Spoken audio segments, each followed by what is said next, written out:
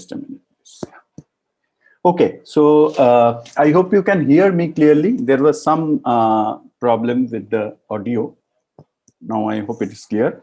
So today I plan to talk about two things mainly. One is the normality conditions for regular local rings. That is those are the Sayre conditions as they're called. And then I will proceed to the Jacobian criteria.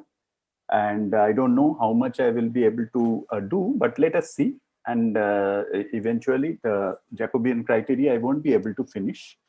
And next lecture also we will be talking about that. Okay, so regular local rings, this normality conditions, if you remember, we have already talked about this thing. This is a very important result, a very important property of any regular local ring, that it's a unique factorization domain.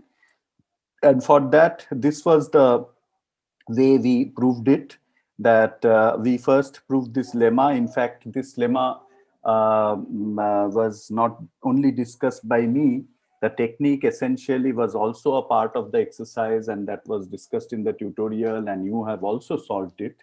So I'm sure you have understood it. And also Joydeep has discussed this E stroke T parts. He will be again doing it today for those which are not done yet. So this was a very important lemma that if you have a non-zero ideal, if you assume it's projective and has a finite free resolution by finitely generated free modules, then it is free of rank 1. Now, this was used to prove this main theorem. And the main theorem, the technique is by induction on the dimension of the ring.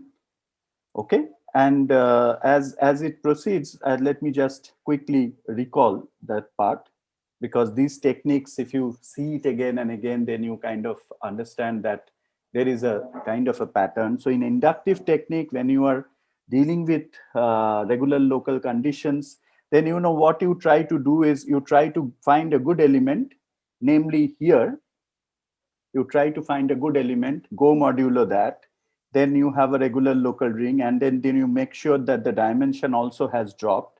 Okay, and then you kind of proceed through technical lemmas, etc. Okay, just a minute. This is R dash. Yeah.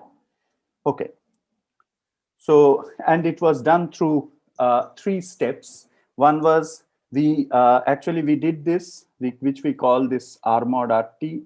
And then what we did is we took this multiplicatively closed set, and then we formed this new ring R dash, and then we took this P R dash, which is the extension of this prime ideal P in R dash. Okay, so remember P was a height 1 prime. Okay, because we are trying to show it's a UFD. So we started with a height 1 prime, and then we gradually moved to, so first we showed that this extended ideal is projective over R dash. Then we showed that this is principal. And then we proved that, I missed that claim too. Yeah, sorry. First we moved that, proved that this is projective, P R dash. Then we proved that the extended ideal is principal. Finally, we proved that this ideal is principal. Okay. So these were the 3 steps through which this theorem was proved. Okay. So I'm not getting into the technicalities, because this you have read, you have seen, and it has been discussed. It can be further discussed if necessary. Now I'm going to come to the normality conditions. These are what are called the Sayre conditions. So we denote them by RK and SK. So we have just this assumption that it's a Noetherian ring. And for k equal to 0, 1, 2, etc. So basically you can see that this is a condition, this RK, what we call RK, this is the condition which is involving bound on the dimension and the regularity condition. And the second one, which we call the SK, it's kind of it's a bound on the depth. Okay.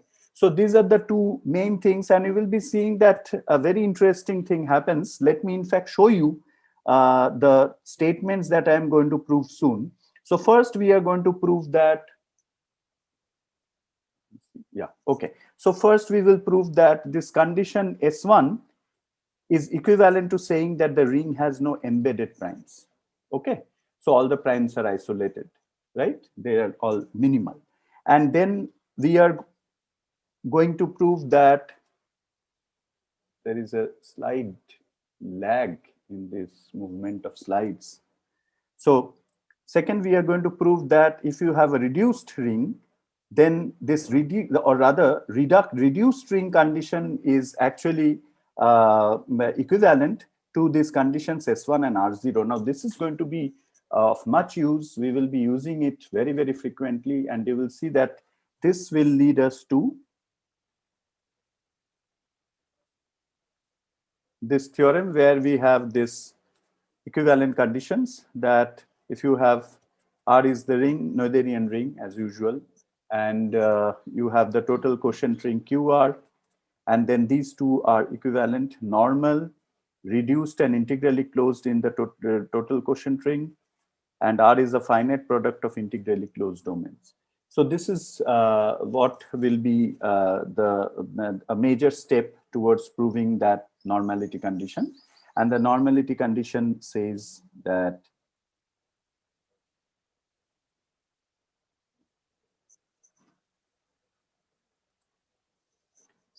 if you have a Noetherian ring, then R is normal if and only if R satisfies R1 and S2.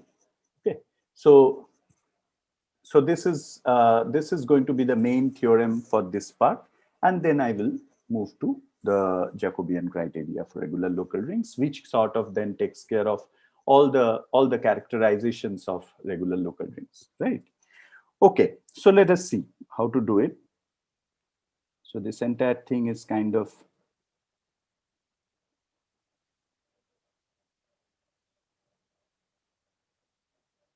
okay. Yeah, here you are. Okay, so this is what is called the condition RK. That is, if you have dimension of this localization is less than or equal to K, then RP is regular. You will understand this as we kind of see them more intensively. Okay, right now we are just stating these conditions. And the second condition, which is called SK, it says that depth is greater than or equal to minimum of K and dimension RP. Okay. Now, first of all, S0 is always true. I hope this is clear to you. What does that mean? S0 is always true.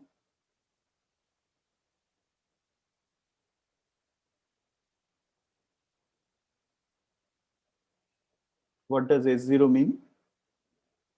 Someone respond. Depth of SP is always greater than equal to 0. Depth of RP is always greater than equal to 0. Absolutely. Yeah. So that is kind of trivial. Okay. So now you are, you will see that what exactly this S1 means. So let us see what, and then we will see the involve RK also. Okay. So R satisfies S1 if and only if R has no embedded primes. It's kind of very natural, but still these intermediate technical steps have to be followed very, very carefully. So let us assume that R satisfies S1. Now, suppose you have a prime ideal which is not minimal. Okay.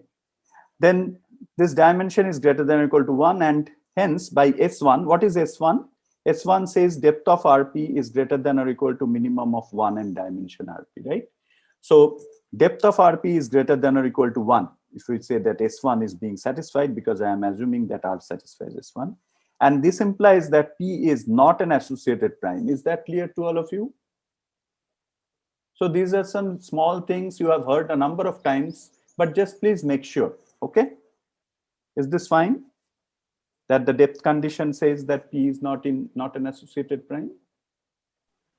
Yeah, because P contains a non-zero divisor. Absolutely. So I just, these are things I kind of, make you speak so that you kind of get comfortable, and others, I think some people are just keeping quiet, but it's better that you speak. That will be easier. It will be better because this course has quite a lot of things packed in a small amount of time, isn't it? Okay, so obviously this is kind of obvious that since the depth is at least 1, so therefore this cannot be an associated prime. And now, okay, now if you have associated prime, then this is also associated prime, and this is a contradiction because of this. I have still mentioned this. Now this is minimal. P is minimal. Can we say that?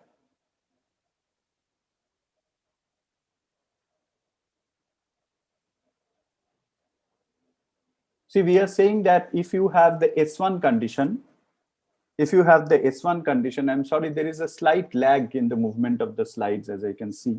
So if you have the S1 condition, then you cannot have any embedded prime, okay? So if you have an embedded prime, then you have the depth condition being violated. Therefore, all the primes are isolated. Fine. Okay. So now conversely, if P is minimal, suppose P is minimal, okay? Now we are trying to show that R satisfies the S1 condition provided all the primes are minimal. Now, so start with a P. I mean, forget about the first line. So start with a P, which is an associated prime. So I have this, okay? And if P is not an associated prime, then this is true. Please look at these two if statements.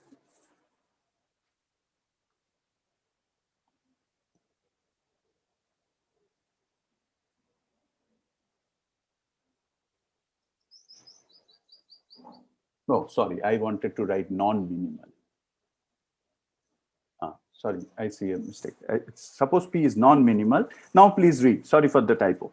So read these two. If you have a non-minimal prime, there are two, you have these two situations. So actually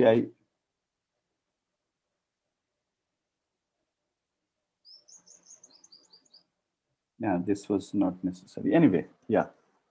So I meant to say a non-minimal prime. If you have if you have a non-minimal prime which is associated, then you have S1 condition is being violated, and S1 condition, you know what it is. That is, the depth is at least this minimum of K and dimension RP. Okay. Now read these two.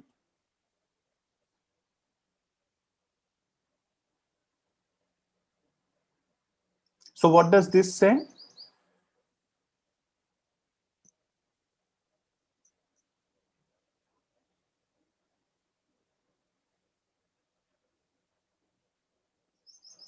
Is this part clear why it is true? Sir, if P is not minimal, then Yes. dimension of RP is greater than equals to 1, right? Correct. So minimum of 1 and dimension of RP is 1. But it is written as 0.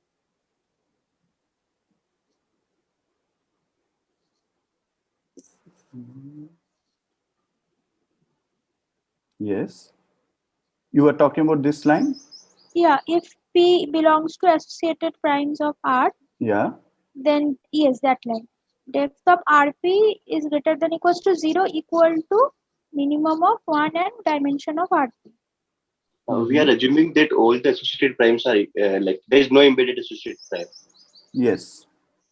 Therefore, like depth of dimension of RP has to be 0. Yeah, but in that case, P has to be minimal prime. Minimal, of R. yes. P has to be minimal prime. Yeah. No, sorry, I failed to understand. What is that you are saying? Say it again, Pranusri. Sir, I'm saying that if P is not a minimal prime, Okay. in that case, dimension of RP is greater than equals to 1. Yes. So, Oh, I see. Yeah, I get your point. You are saying this, how is this possible, right? yes, Yeah, this yeah. equality. Okay. Understand. But we have already assumed that every embedded prime is minimal. Therefore, RP dimension has to be equal to 0. Yeah. No. I mean, actually, I created the confusion. What I think I was saying that I will start with non-minimal. So that's why I think you are asking. Am I correct? Yes, sir. Yeah. No. You are right. Now I see my point. What I have written exactly. Yeah. This requires minimality. This requires minimality. Right.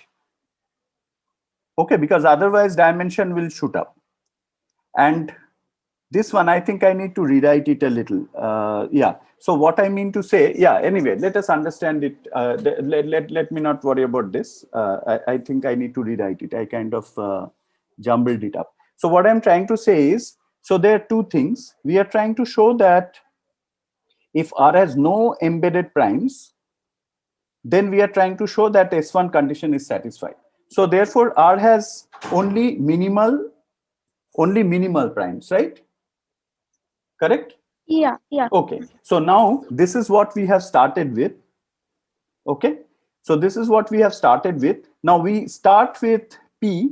Now we are just exploring two possibilities. Yeah, minimality is there. Sorry, I created the confusion. Minimality is there. And then we are just exploring two possibilities. It's an associated prime, it's a non-associated prime. Okay, Hmm. is that clear? Yes, yes. Okay, yeah, sorry. I mean, it was my mistake. So I am assuming minimality, and then I am just exploring two possibilities. One is this, and the other one, that is, you know, this is clear that the minimum and this depth condition is there, because why depth is at least one is what you have to justify. So what I'm saying is, if depth is 0, then you know this becomes an associated prime, that is, this becomes an associated prime which contradicts this. Okay, so therefore both the cases are covered. Yeah, thank you so much. I mean, it was it's all right.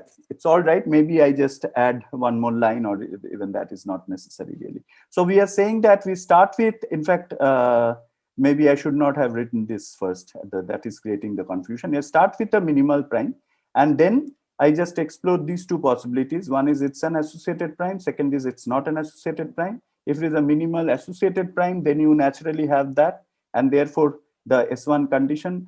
And then if you have P which is not an associated prime, then that is being used to prove that depth is at least 1, because otherwise depth R is 0 implies this belongs to the associated prime and this belongs to the associated prime, which is a contradiction. Yeah, okay. So this kind of proves that S1 condition is equivalent to saying that the only primes are the minimal primes in R. Now this is, you just remember this, because this will be used extensively when we prove the next statements. Okay, let us come to the next one now.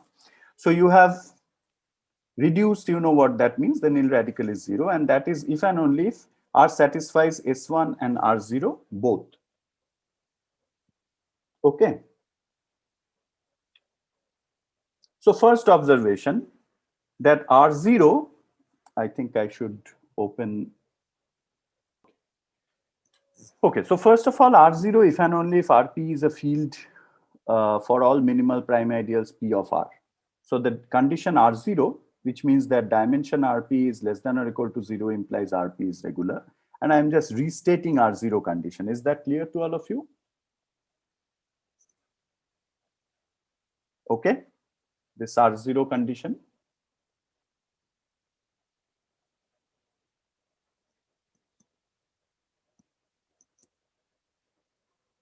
Is that fine? Because we are trying to show that reduced implies S1 and R0 both are satisfied, and conversely. So I will now start with the reduced assumption. Now, if you have a minimal prime, then this is an Artinian local ring. Why is that true? Why is it Artinian?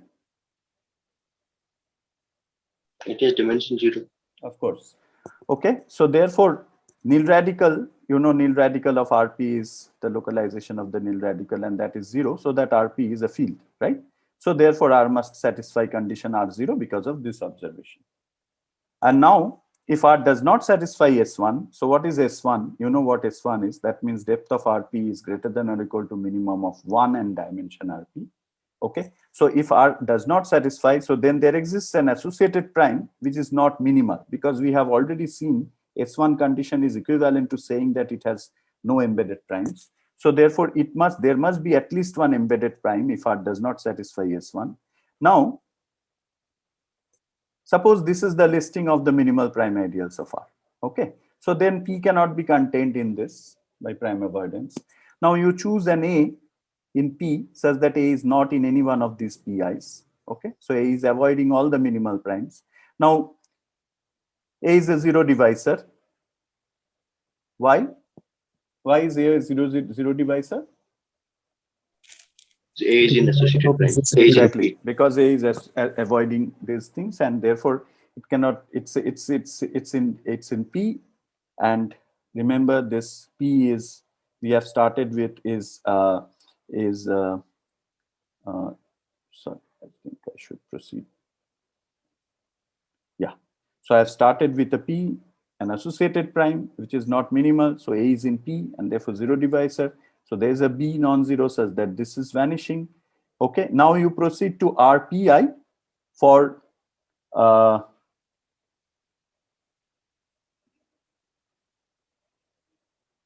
yeah, I mean, actually,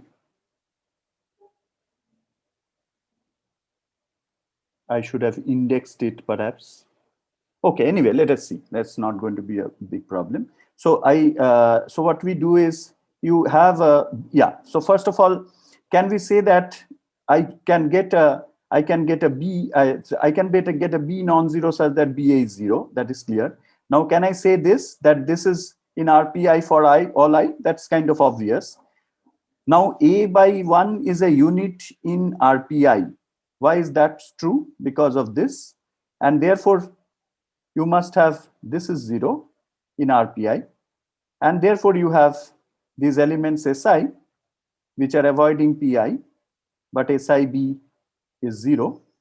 And therefore, B must belong to the intersection, which is a contradiction, right? What is the contradiction? What is the contradiction really? The B is B was non-zero. Yeah. And where are you getting this from? Reduced. Absolutely. So it's reduced, right? You have the condition that what we are proving, don't forget that we are assuming that R is reduced, and then we are proving that R satisfies S1 and R0. R0 has been taken care of. You are now proving S1 condition. So therefore, you have the this is a contradiction to the fact that B is non-zero. Therefore, this assumption is wrong. Therefore, all the primes you definitely have are the minimal ones. Okay, so therefore it is S1. Okay, and now the converse part, that is, we are going to prove that if you have the S1 and R0 condition being satisfied, yeah, if you have S1 and R0 condition being satisfied, then you are trying to show that it is reduced. So you start with the listing of the minimal primes, okay, and you are trying to show that the intersection is 0, right? So the nil radical is 0. Now, if this is non-zero, then obviously you have an element out there in the intersection. Now, this is a field for every I. Why? How do you know this? R naught condition implies this. Absolutely. Okay. So please don't forget that now we have S not R1, R0, right? So S1 and R0 both are being satisfied, and you are trying to show that the nil radical is 0. And we have already made a note that R0 condition is equivalent to saying that RP is a field for all minimal prime ideals P of R. And therefore, you have this RPI is a field for all I. Okay, so therefore, obviously, this extended ideal is going to be 0, which means that this, your A is in PI. So therefore, this SIA for some SI non-equal to 0, but SIA is 0, right? Okay, so therefore, we can say that this is not contained in PI. Do you understand why? For every I, we can say that the annihilator is not contained in PI. Why is that so? Is that clear to you? S1 is outside PI. Absolutely. S1 is outside P1 and so on. So annihilator is going to be not contained in PI, and hence annihilator is not contained in union of PI. So you see repeated use of the prime avoidance. Okay. Now S1. So don't forget that you know what your S1 is. S1 is equivalent to saying that it has no embedded prime. So now that by S1 R has no embedded prime, so that this union of PI should be equal to union of P associated primes. Is that clear? I think I have missed the equal to 1 to R here. Anyway, it doesn't matter. So can we say that? Is this fine?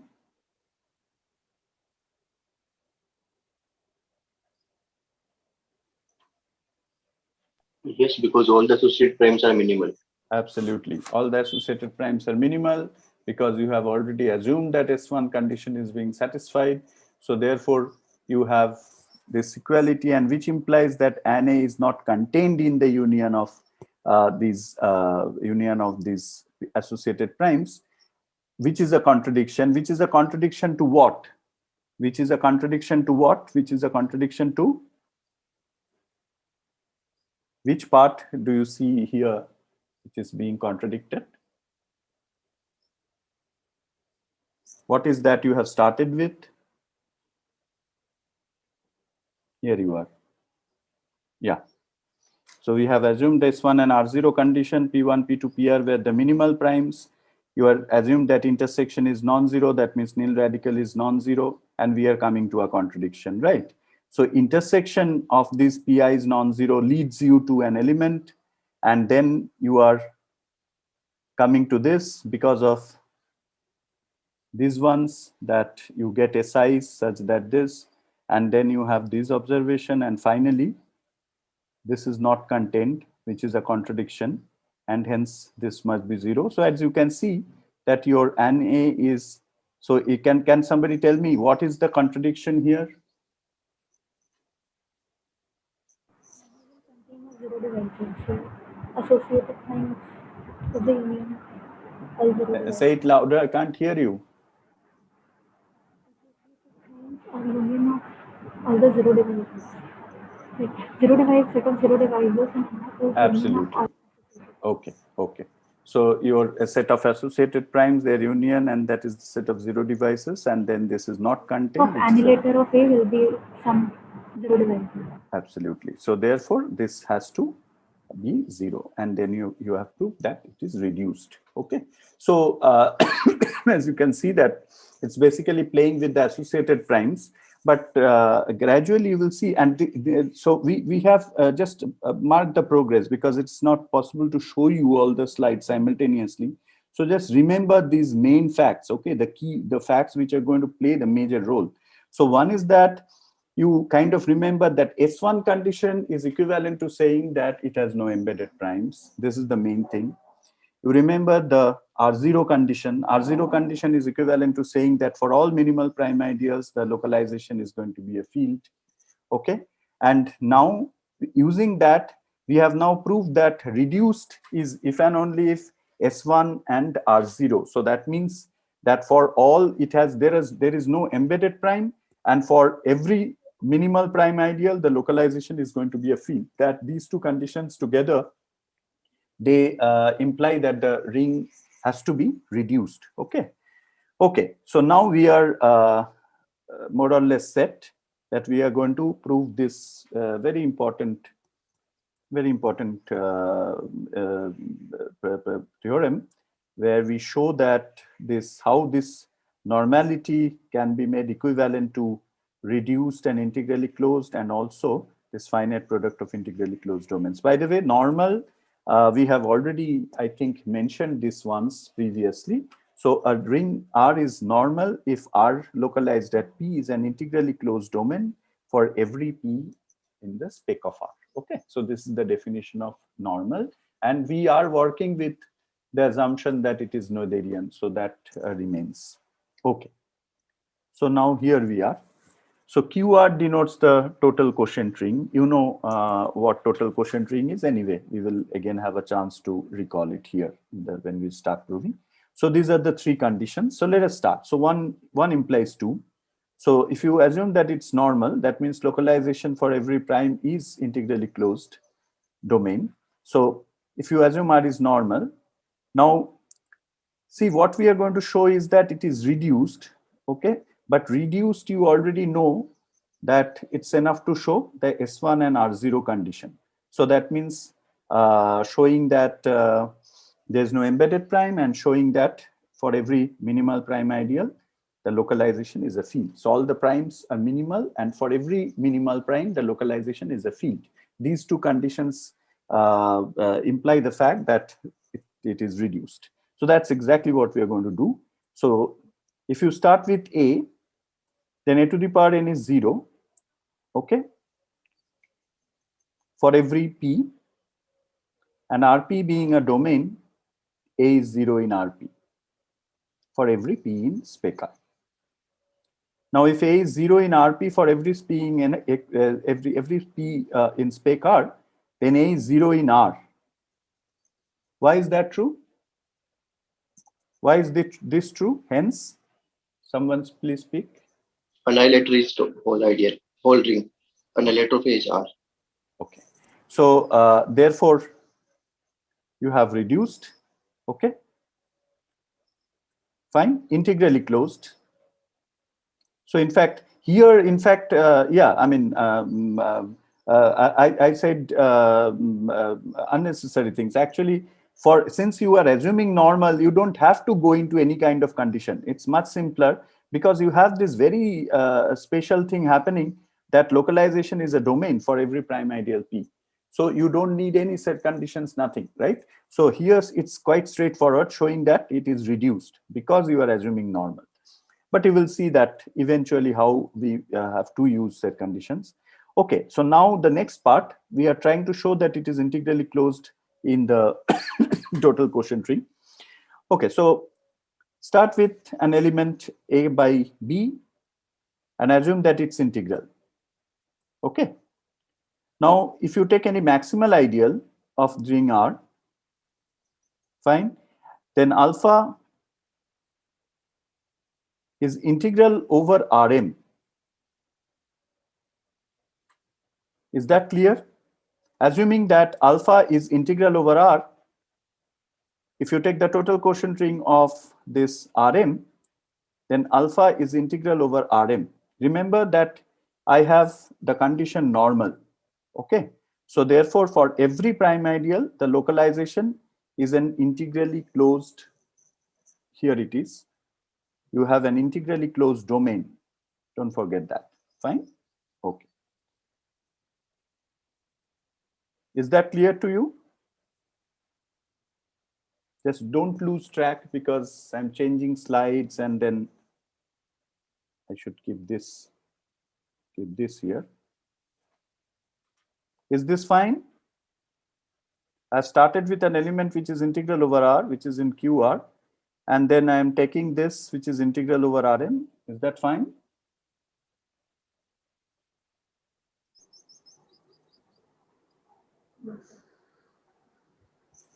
It satisfies a monic integral relation. From that, you can pass on to any localization. And Rm is integrally closed, so this forces that alpha must belong to Rm. Okay. So, and this is obviously you can do it for any maximal ideal. So therefore, this implies that this belongs to Rb for some C not equal to not in M. Okay.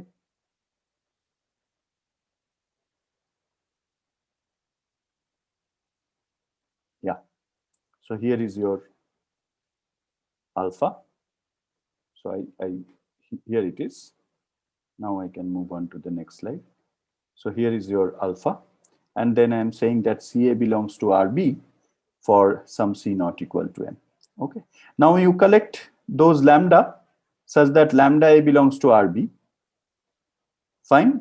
Now two possibilities, that if it is a proper ideal, then it has to be contained in M0 for some maximal ideal M0, right? Okay. Now for this C not in M0, this belongs to Rb, which is a contradiction because you are saying that I is contained in M0. Okay. So if you choose your maximal ideal to start with is M0, then you have a contradiction there. And hence, this cannot be a proper ideal. It should be the whole ring.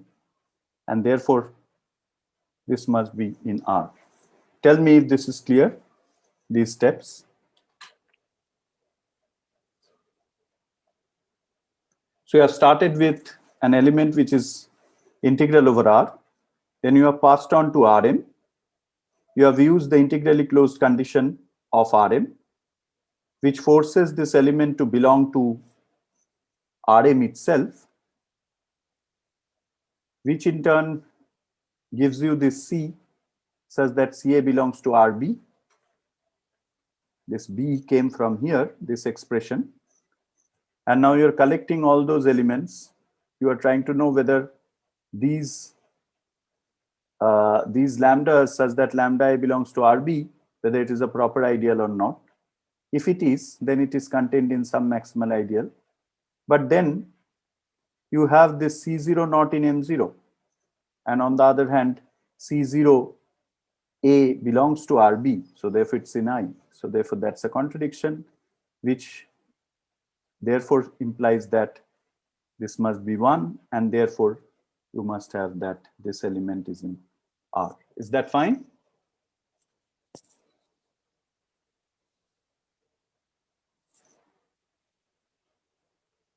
Yes. Okay. So now 2 implies 3, that if you have reduced and integrally closed in the total quotient ring, then we are going to show that it's a finite product of integrally closed domain. And finally, we will show that how this condition implies the normality. Okay. Okay. So assume that it's reduced. But you have already proved this fact. Now we are going to use this. That reduced means it satisfies S1 and R0, right? So R satisfies S1 by the previous proposition. Now, you know what S1 is. That means there is no embedded prime. So suppose these are the prime minimal primes of R. Now, intersection, since you have reduced condition being satisfied, therefore this must be 0. And now by S1, these are all minimal prime ideals in the set of all associated primes of R, right? Because S1 condition, you know, that is equivalent to saying that there is no the embedded prime. Now, if T is the set of all non-zero devices, remember what we are going to prove. We are trying to show that it's a finite product of, so you have reduced and integrally closed, and you are going to show that it's a finite product of integrally closed domains. Okay. Yeah. So if T is the set of all non-zero devices of R, then this is your total quotient ring, right? And we know that these PIs, what are the PIs? These are the PIs. They are the minimal primes, okay? And these are all the prime ideals in associated prime ideals of R as well.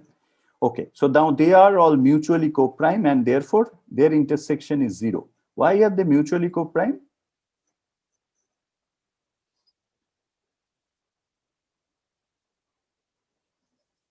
So when you take their extension in the total quotient ring, then why are they mutually co-prime?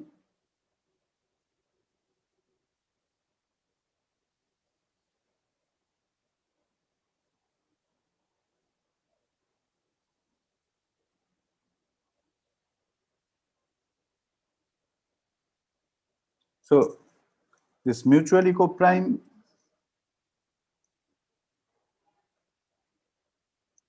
this is the question. Like they are the maximal ideals in T nodes, sir. Absolutely. Okay. So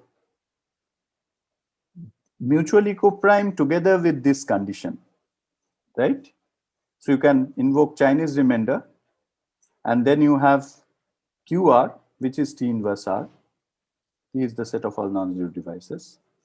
And then this is this. And then each one, you have these fields, which are basically the quotient fields of R mod Pi. Absolutely. So these are maximal ideals there. Okay. And therefore, these are basically going to be the quotient fields of these integral domains, right? Where Pi's are the minimal primes that we have started with. Okay. So now, remember what we are going to prove. We are going to show that R is a finite product of integrally closed domains. What you have proved is that you have a finite product of fields, this total quotient ring, right? Okay. So you have this composition now, that R, then R mod Pi, and then going to Ki, and this is isomorphic to QR. Okay. But you also have the assumption that it is integrally closed. R is integrally closed in QR. Now, suppose you take these tuples, so you can understand is that R tuple with one at the ith place. then you have this, that ei square is ei and eij is 0 for I not equal to j. Okay, what we are trying to show is that we are trying to show that this is a finite product of integrally closed domain. Now you see how we have to sort of, you know, we have to come from here to here. So basically we are looking at this. Okay, you will see. Okay, so now since ei, let me keep this. Yeah, since ei is integral over R, ei is in R. Do you understand what is the meaning of this? ei is integral over R. Why am I saying this? Is it obvious? Via that map, it is inside the image of that map. Correct. It's basically, if you take the composition, then you see R is sort of, you know, kind of image of that is sitting inside, and then you make it, you can see that it is integral. So there, but you have R is integrally closed in QR, right? So therefore, you know that this is in R. And now we are saying, therefore, R must be isomorphic to this product. This product. So these are the cyclic R modules in a sense, right? But basically what we want to see is that these are what? These are seen as, so you have this map, EI is sitting here, I mean here, and then you are taking the kind of the R linear structures generated by these EIs there. Okay.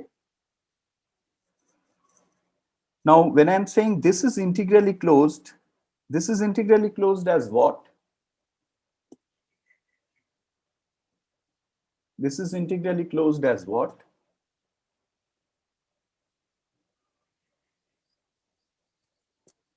See, eventually, see what I'm trying to say. I'm trying to say that R is a finite product of integrally closed domains, right?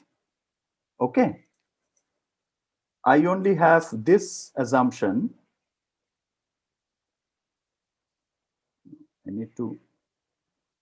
I only have this assumption, integrally closed in QR, which I have made use of here.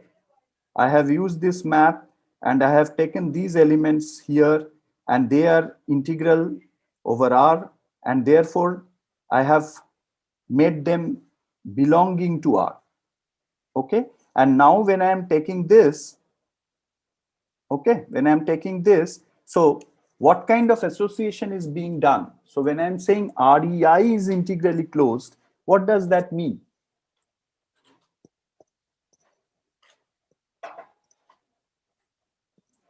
So we see them as rings.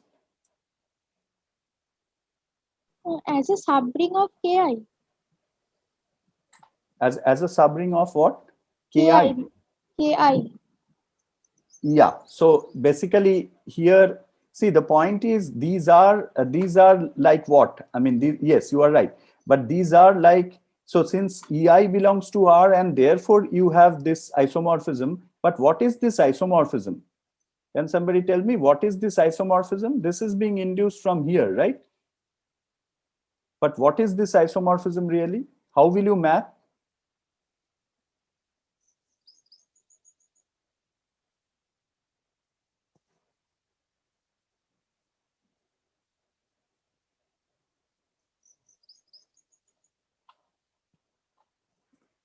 Where is this isomorphism coming from? You have R. this map. R going to R comma R comma. Exactly. See what you are doing here is that you take an element X here. That is going to what? That is going to the image of X. Suppose X is going to the image of X in each one of these, right? And then you are taking the tuple, and which in turn is coming out to be this, because you know what this is. This is basically the field of fractions, of your R mod Pi, the quotient field of R mod Pi. So this xi, if you take x bar in this ring, then it is, you are taking the image in this, the field of the quotient field of R mod pi, which is isomorphic to QR. That's by this observation. Fine. So now you are taking these EIs. So EIs are basically what? EIs are 0, 1, 1, 1, etc. So that means these are basically your some x bar, x bar, x bar, isn't it? So which x bar? So you can understand which x bar. That's not difficult to guess. That basically the ones which are coming to 0, and so it's especially that which is avoiding one pi and sitting inside the other pi's, isn't it so? Okay, because this map is basically what? This map is, maybe I can just, yeah.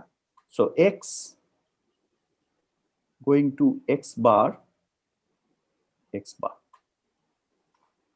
Okay, here and eventually here.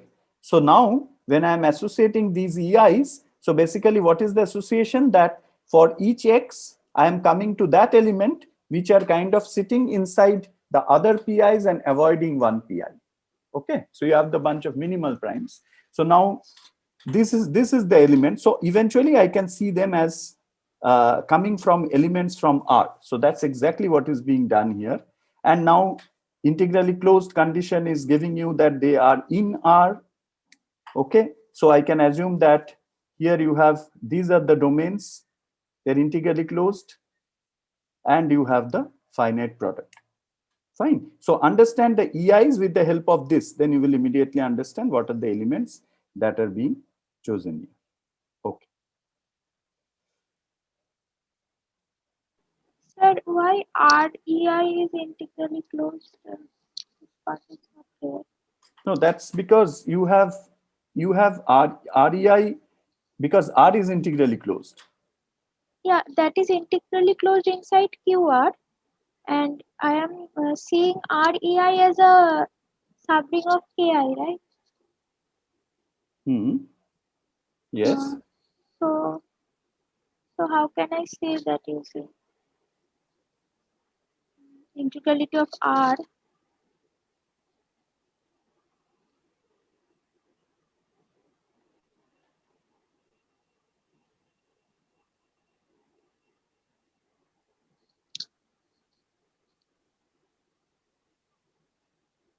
KI is basically the localization, means the field of fraction of R mod PI.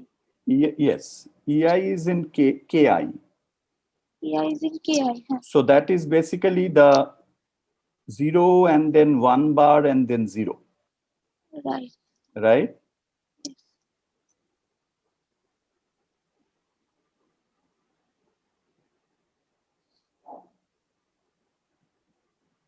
Now, what is Q of REI? Like we are saying that this is integrally closed, so like we must look in the quotient thing of REI. REI, the quotient field is KI, na? Yes. How? Yeah, see, look at this.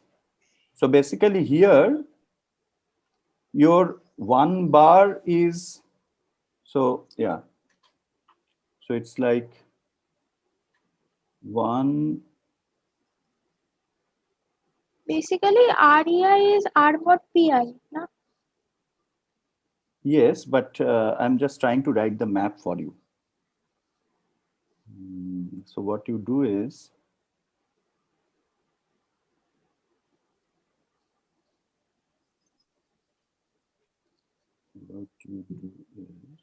just a minute. So you have R mod pi, then sitting inside ki, okay, and you have R to R mod pi. Let me just understand the each thread. So, and now if I take the product, so it's x going to x bar, x bar. So when I'm talking about this EI, so that's basically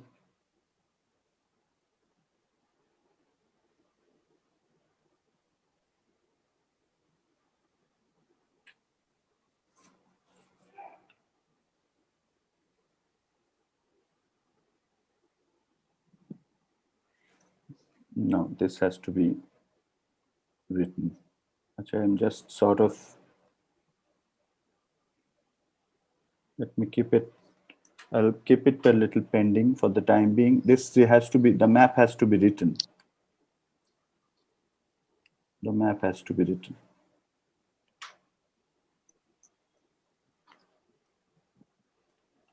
I'll come back to this. I'm keeping it postponed for the time being. Okay. Okay, sir. I'll come back to this. Yeah, this some more explanation would be good, that what exactly is REI. Okay, so let me now. So this part I will come back to. So 3 implies 1. Yeah. Yeah. So if I have this finite product of integrally closed domains, right, and I want to show that this is normal.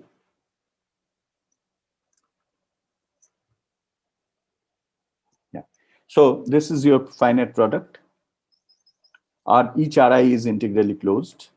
Now we say that you can prove this is, I've marked it as a stroke T, that will be an exercise, that for any prime ideal P of R, it's of the form, this you probably know already, that if you take this product, then any prime ideal is the form product of PIs, where PI is a prime ideal of Ri for some I, and otherwise it's Rj for all. So that means, you have a prime ideal at this point, and rest you have the full ring. Is that fine? So if I have a product like this, then any prime ideal of R can be seen as a product such that you have a prime ideal at one spot and the ring elsewhere. Yes?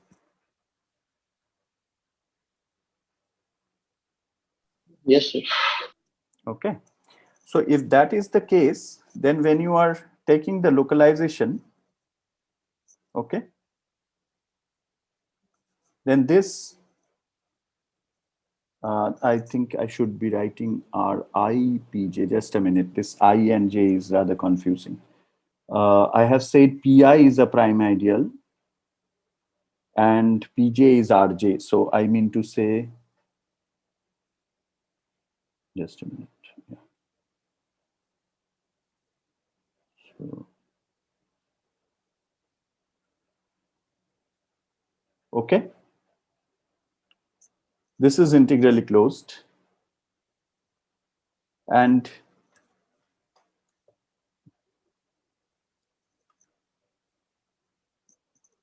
so I had the assumption that this is a product of integrally closed domains, and I have taken any prime ideal. Since it's a product like this, therefore you have this prime ideal is also a product where one part is surviving, rest are all full ring. When you will finally localize R with respect to that, then you have each one being localized, this Ri being localized at Pi, which is an integrally closed domain, and therefore you have normal. Okay. So this part is, I'll come back to, and I will explain the map in detail. Other than that, is this fine? So we have basically, we were trying to prove this equivalence of these 3 conditions. Equivalence of these 3 conditions, that normal, reduced and integrally closed, finite product of integrally closed domains. So basically, what we are trying to do, it's not very difficult to guess, that we are trying to connect the Serre conditions with normality. And now we are in a situation to have that. And we have already connected the reduced property, the reduced property with this S1 and R0, right? And through this theorem, we have connected the reduced and integrally closed property with the normality condition. So now this is the main theorem, which says that, I would like to keep this open. So remember that your S1 and R0 gave you the reduced condition, and reduced and integrally closed is normal. So R is normal if and only if. Now you see this is the R1 and S2 condition which are equivalent, which together are equivalent with the normality condition. So now this is nice. This proof you will see this how this S2 is coming into action. So let me recall. So this is your S2. Depth of RP is at least minimum of 2 and dimension of RP. Okay, so it's greater than or equal to minimum of 2 and dimension of RP. Now we are saying that R1 and S2 together will give us the normality. So let us start. So normal, let us assume, and we take P in spec R. Okay, so we are trying to prove that it satisfies R1 and S2 together. Okay, now RP is an integrally closed domain because of normality. And if dimension of RP is less than or equal to 1, that means what? Dimension of RP is either 0 or 1. And therefore, I have this, it's either a field or a discrete valuation ring, and therefore it is regular. Okay, but regular, if you remember, yeah. So here you are. Here you are. So you have the R1 condition means what? Dimension of RP, if it is less than or equal to 1, then RP is regular. So in both the situations, I have either a field or a DVR, and therefore it's regular, and therefore R1 condition is satisfied. Okay. So we have proved that under the assumption of normality, R1 condition is always satisfied because of this. Okay, because if you remember when we were doing regular local rings, when we just introduced, then we first understood these two cases, that what happens in dimension 0 and dimension 1, and we had a kind of characterization. Okay, now we are trying to prove S2. So that means you are saying that depth is at least minimum of 2 and dimension RP. So we have to prove in addition that depth is at least, it's greater than or equal to 2 whenever dimension is greater than or equal to 2, isn't it? That is the S2 condition. Okay, and I have the normality condition. So start with A in PRP, and A is not 0. Okay, so we are trying to show this depth inequality under this assumption. So now since RP is a domain, A is a non-zero divisor, therefore this is an RP sequence. Okay, RP is normal, therefore RP is a domain, and therefore you have a non-zero divisor, and this is an RP sequence, but RP is integrally closed, again because of normal. So the ideal generated by A, so let me, maybe I should take you there.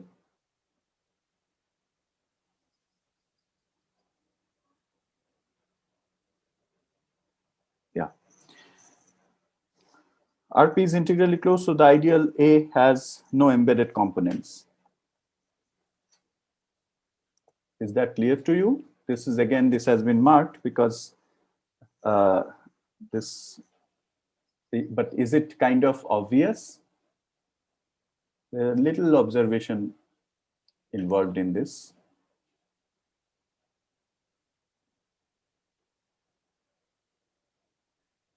So you will see this will come up eventually, that this is what we need, that we have this ideal.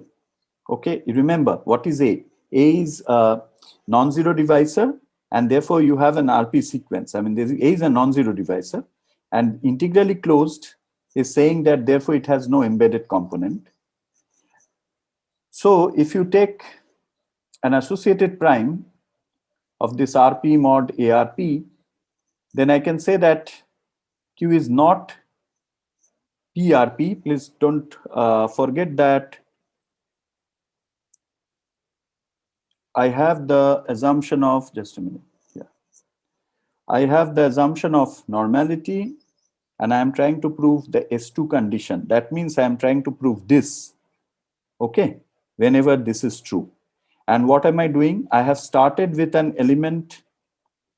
I have started with an element in PRP, non-zero. Domain for implies that this is an RP sequence. Now I am trying to find another one because I'm trying to show that depth is at least 2. And how do you do that? We are saying that since it has no embedded components, this ideal, therefore, if you take an associated prime of this RP mod ARP, then I have this Q cannot be PRP. Why is this true? Here you use that dimension is at least 2. Is this plot clear?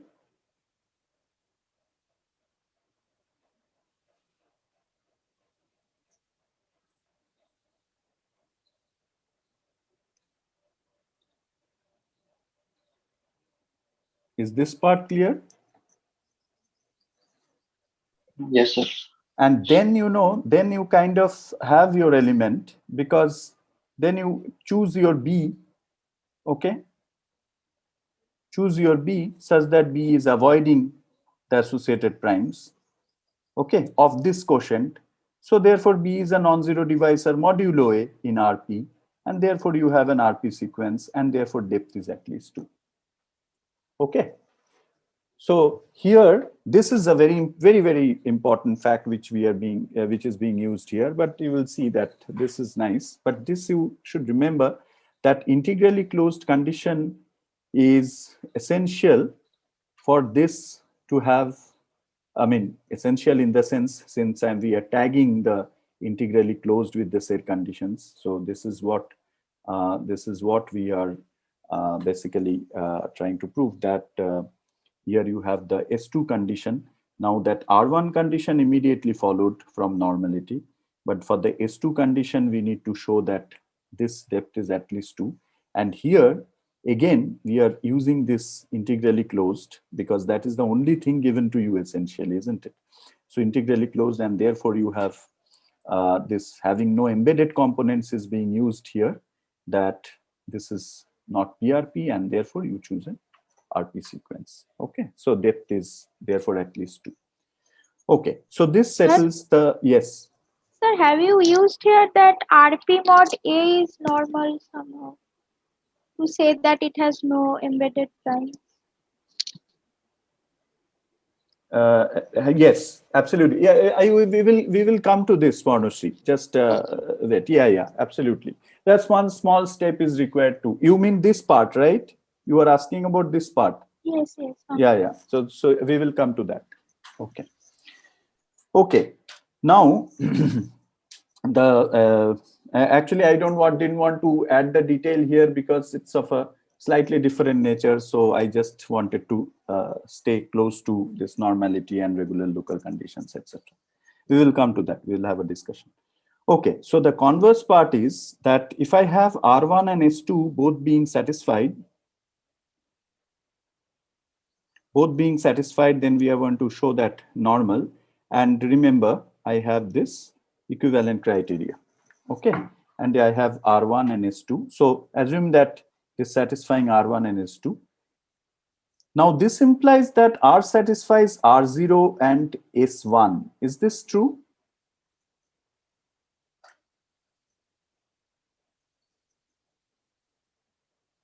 Is this true?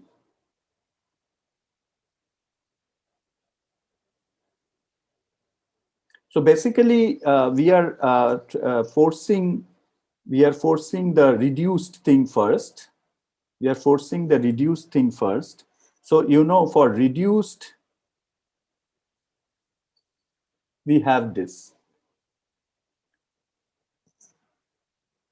Okay, if I can show that it satisfied S1 and R0, then I have reduced, and then I will take care of the other thing later. So first of all, I'm saying that if R1 and S2 are being satisfied, then R0 and S1 are also being satisfied. So let me take you to Serre conditions again. So this is your RK and SK.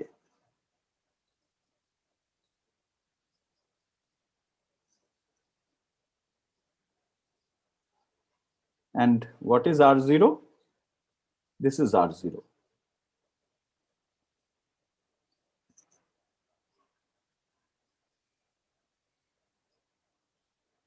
Is this fine? Yes, sir. Okay, so R1 and S1, S2 implies R0 and S1, R0 and S1 imply it is reduced. And now what do we want to show? We want to show that it's a, here you are. We want to use this theorem. Okay, so if you start with the minimal prime ideals P1, P2, PR of R, then by the previous theorem, we have QR is product of KIs, where KI is the quotient field of R mod PI. Okay, so what is, so remember, I mean, we are trying to show that this R1 and S2 conditions, they together imply that R is normal. Okay, we only have R1 and S2. These in turn make it satisfy R0 and S1, which in turn implies that it is reduced. Now we are just using this construction. We are just using this construction that we have proved, and there what was the proof? Essentially that we just started with the minimal primes, okay, and then with using the minimal primes we proved that since they are mutually co-prime, intersection is 0. We have already proved reduced, so therefore we can invoke this, and therefore we have proved this. So that's what we are using here. Okay, so we have proved that the total quotient ring is this product of these fields, where Ki is the quotient field of R mod Pi. Now consider the natural injection given by this. So this, I mean, A bar, okay, because another yeah, this bar notation would come, so that's why it has been distinguished. So we now show that R is integrally closed in QR. Okay, you are proving normal. Start with an element AR in B in T, satisfying this integral relation. Ci's belonging to R. Fine. So therefore now you rewrite it in terms of A by B, and you get this. Now if you take a prime ideal of height 1, then by R1, remember, here you are. Okay, so RP is regular. Okay, you have R1 and S2 happening, and hence integrally closed. So if you assume this, call this as A bar, let me, there are too many movements of slides, sorry about it, but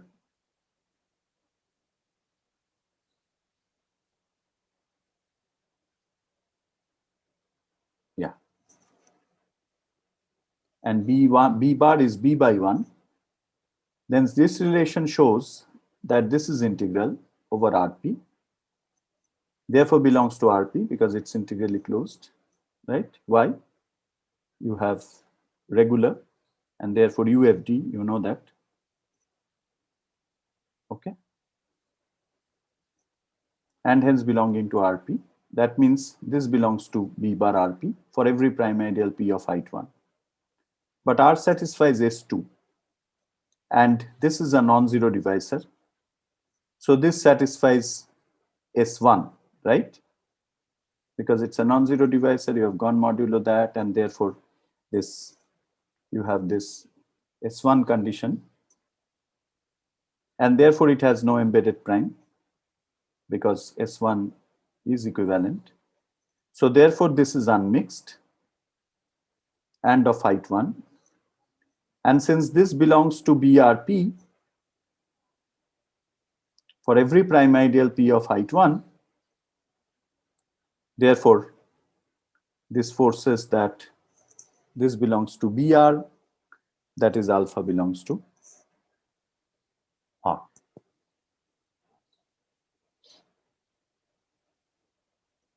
Okay. So this says that reduced and integrally closed, and therefore we have the normal condition.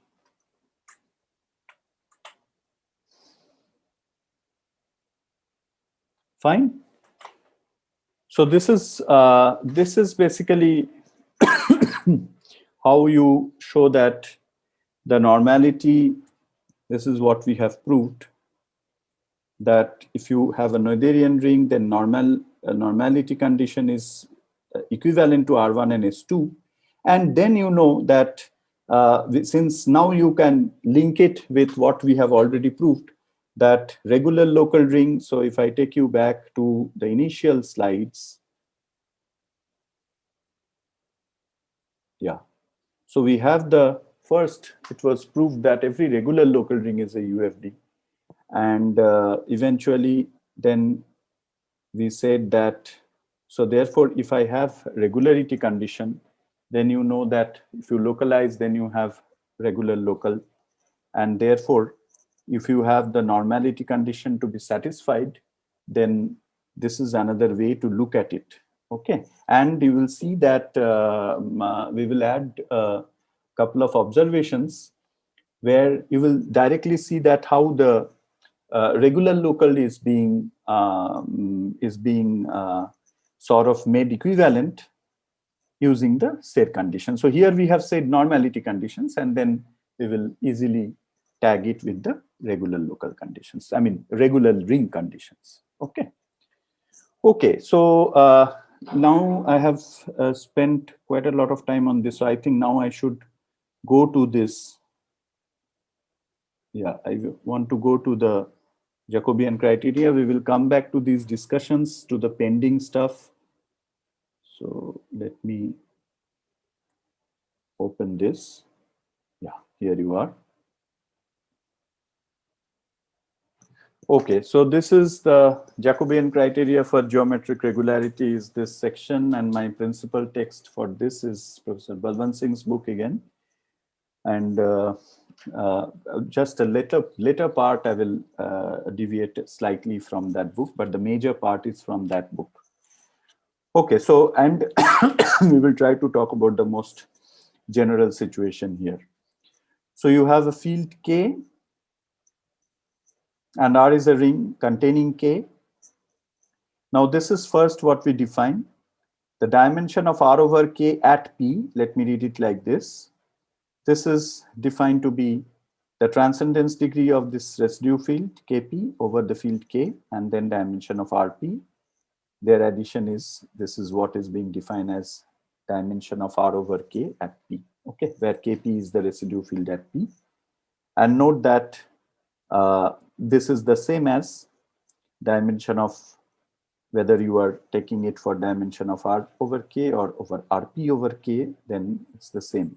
You are doing it for the prime ideal PRP for the ring Rp. Fine. Okay. So now, oh no, this is not required for the timing. Let me first state it. So you have a Noetherian local ring containing a field K. And suppose I have a finite field extension K dash over K. And R dash is the extension, that R tensor K dash over K. Now I have a bunch of propositions which will be absolutely essential when we finally prove the criteria. So the first is R dash is finitely generated as an R module, and hence the extension R contained in R dash is integral and the dimensions are the same. Okay. Second part is K dash over K is purely inseparable. Assume that it's purely inseparable. So here you see that we are getting into the characteristic P situation, because you know that this is a typical characteristic P condition. Then R dash is local.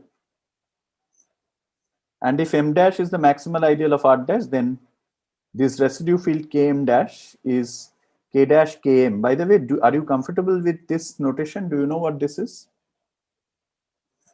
This is the field K dash. This is the field K dash, which is a finite extension of K. And this is the residue field. Do you know what this is?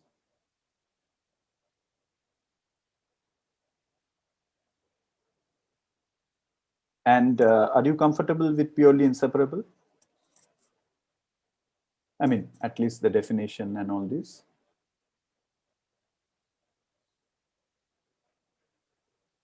some of you may speak, then I would know.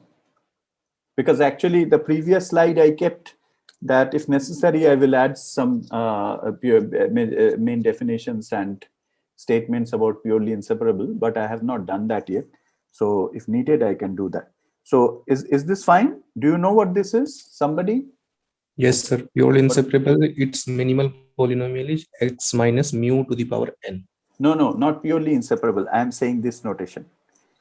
This is composite. This of is the two compositum. This is the compositum of the field k dash and km, right? The smallest field containing these two. Yeah, k dash and km. Yes. Okay, and you will see, I mean, in the proof itself, you will see that how this comes. And if you have a separable extension of k dash over k, then for every, so one is the purely inseparable situation, another is the separable situation. Then for every maximal ideal m dash of r dash, the dimension of r dash localized at m dash and dimension of r, they agree. These two maximal ideals, so I mean, the extension of this maximal ideal here, or rather the maximal ideal here and the extension of the maximal ideal here, they are the same. And this is a finite field extension of Kn. Further, if R is regular, then so is R dash. So here you see that, therefore, we have a situation here. I was telling you that here is a base change.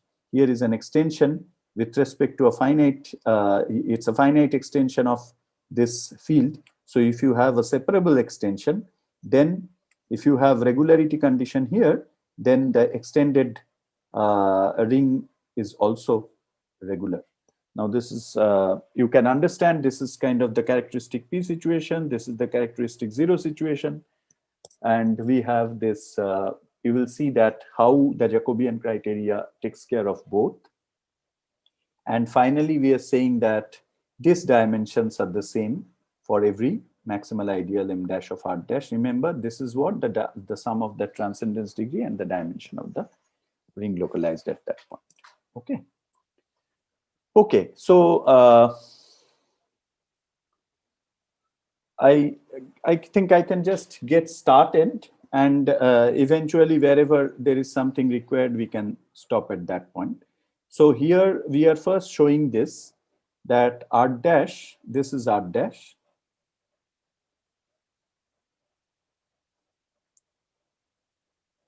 Yeah, we are showing that r dash is finitely generated as an R module, and hence this extension is integral, and therefore you have the equality of the dimension. So under what assumption?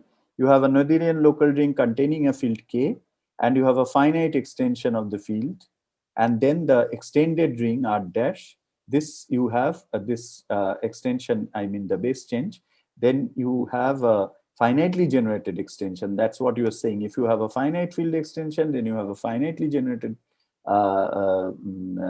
extension of R dash as an R module, and therefore the dimensions match because of the integrality. That's very easy to show because a K basis of K dash generates R dash as an R module. This is enough. This is enough observation. You know what I mean. So it's a finite extension of K. So you choose a basis, and then you know this is your R dash, right? Maybe I should open. Yeah.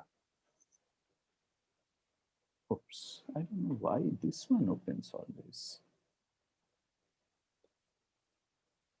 Yeah. Right.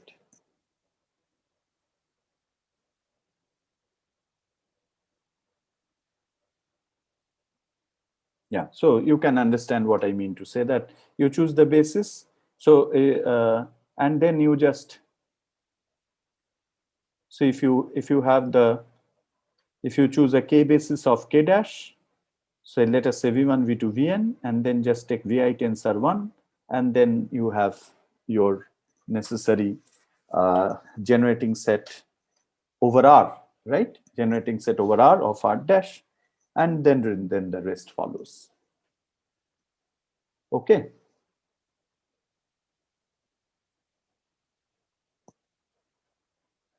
Fine.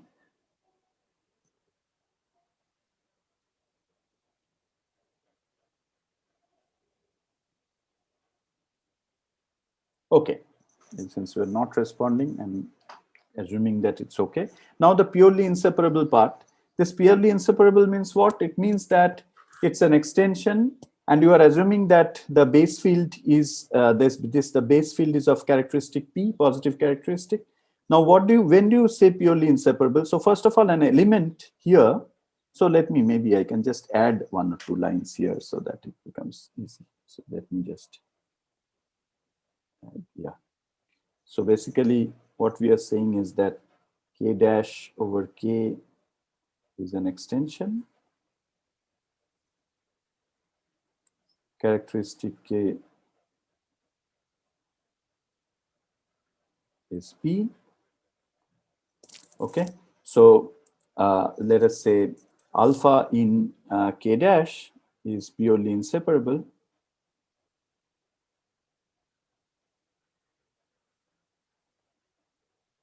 over K if alpha is to Q belongs to K for some Q.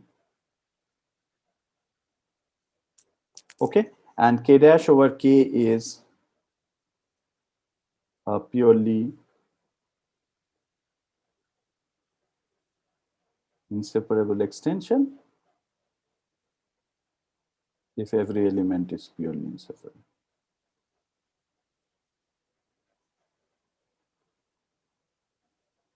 Purely inseparable over K. Okay, so automatically purely inseparable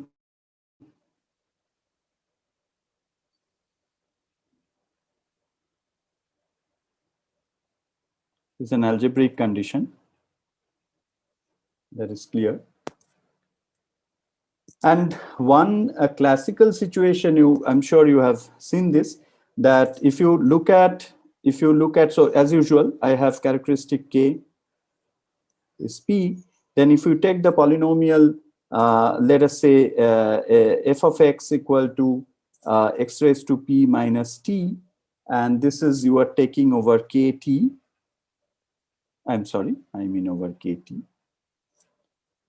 Okay, then immediately you have the irreducibility. Just have the irreducibility. I'm just scribbling, okay? I mean, I'm not writing very formally. I mean, maybe. So I have irreducibility.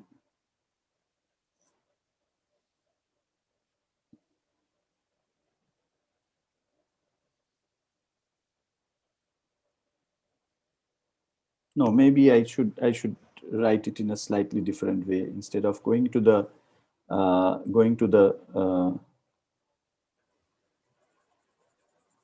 going to K round bracket T, let me write it like this, that so purely inseparable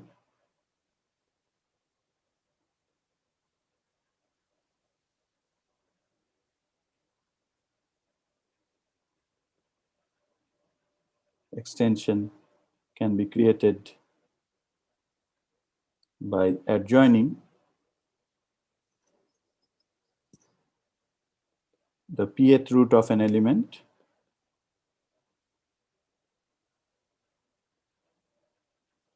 in K, which does not have one. In other words, so for example, so maybe I write, for example, just take this polynomial fx, x to the power P minus T, and I take it in Kx itself. So T is an element which does not have a pth root. And then what I do is, sorry. No,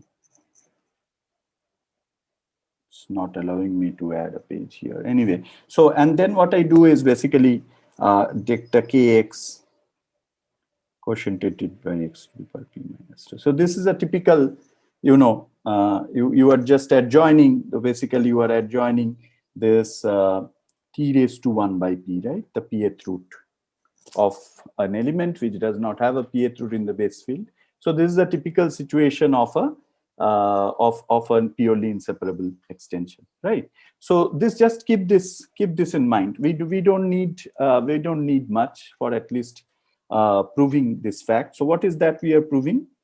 We are proving that if you have a purely inseparable extension, so first of all, we have noticed that this is a finitely generated R module, and because of integral condition, you have dimension equality.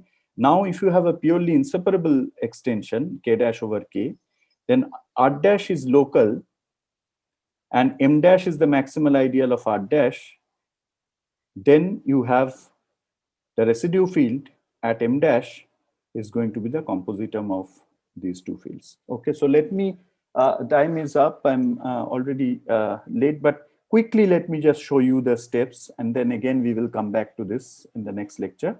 So if you start with the power of this, Q is the power of the characteristic exponent. I'll talk about in detail of k, so that you know this k dash raised to k. Remember, here you have k dash is the extension of k. So k dash raised to k is contained in k. Okay, this is called the characteristic exponent, because you have seen right here that every element when raised to a power belongs to k. So this is how you can actually show that you have the characteristic exponent. And then from this, it will follow that you have this, that R dash raised to q is contained in R. Now, if you assume that these are the maximal ideals of, if you assume that you are going to prove that this is local, okay. So if you assume that there are two maximal ideals, then both of them would be lying over M, because you have a maximal ideal down below at R, and then you have the integral conditions, etc. So therefore, you have, if you have an A in M dash, then this belongs to R. So you have this intersecting in this, which is in M, and that is contained in M double dash, and A belongs to this, and then it follows that M dash will be equal to M double dash. Therefore, it will follow that it is local, because any two maximal ideals are the same. And then note that this is a quotient of this, which equals this. Okay. So basically, what is being used here is that this characteristic exponent thing, that you have made R dash raised to a power sitting inside R. So that is the main thing, and then the rest follows. Okay, so eventually I will prove these statements, all these statements, and gradually I will go to defining. I will be able to do it in the next lecture, that we will be proving something like this. Yeah, so we will be defining the Jacobian matrix. That is, we will start with the polynomial ring, and then we will define this, that for a prime ideal P, and for an element F in Rp, Fp, you know, you have seen this before, that Fp is basically the evaluation of F at P. Sorry, this is the ideal, this P.